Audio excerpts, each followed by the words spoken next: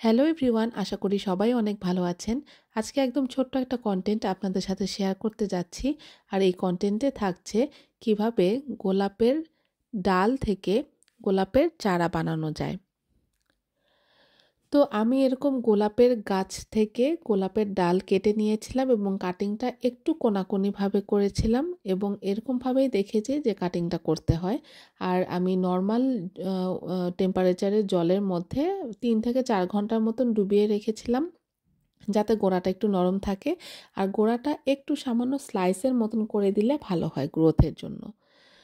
তো এটা একদমই ইজি একটা প্রসেস, কিন্তু সবসময় কিন্তু সব ডাল থেকে যে পাতা হবে বা চারা হবে সেরকমটা কিন্তু না। যেমন আমারটাও কিন্তু সবগুলো চারা হয়নি। আমি 3টা ডাল নিয়েছিলাম, তার মধ্যে আমি 2টা এখানে এই কন্টেইনারে লাগিয়ে দিয়েছিলাম, কিন্তু আমার একটা হয়েছিল এবং একটা চারা কিন্তু এরকম ডাল থেকে একটা চারা হতে প্রায় 1 মাসের মতন লাগে। তো এরকমভাবে কন্টেনারে লাগানোর পরে আমি একটু জল দিয়ে যাতে ভিজা থাকে এরকমভাবে জল দিয়ে রেখে দিয়েছি এবং প্রতিদিনই অল্প অল্প করে একটু সামান্য করে জল দিয়েছি যাতে গোড়াটা ভেজে এবং গ্রোথের জন্য। তো একটু ঢাকনা দিয়ে দিলে ভালো হয়।